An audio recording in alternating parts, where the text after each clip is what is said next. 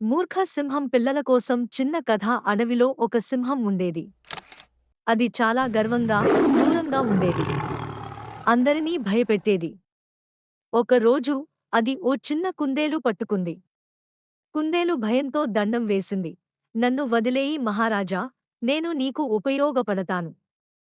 సింహం నవ్వింది. నువ్వు చిన్న పిల్లవాడివి, నన్ను ఎలా సహాయపడగలవు? అని పక్కనకు తీసి వదిలేసింది. కొన్ని రోజులకు సింహం ఒక వేటగాడు వేసిన బలమైన వలలో చిక్కుకుంది. ఎంత ప్రయత్నించినా బయటపడలేకపోయింది. అప్పటికి ఆ కుందేలు అక్కడికి వచ్చింది.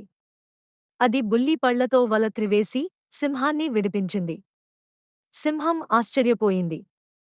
నిజంగా నీవు నాకు సహాయపడ్డావు. నన్ను క్షమించు అన్నది. అప్పటినుంచి సింహం గర్వం విడిచిపెట్టి మంచి మిత్రుడిగా మారిపోయింది. నీతి: ఎవరినీ చిన్నవాడిగా తక్కువ అంచనా వేయకూడదు. ప్రతి ఒక్కరి సహాయం అవసరమవుతుంది. Please subscribe.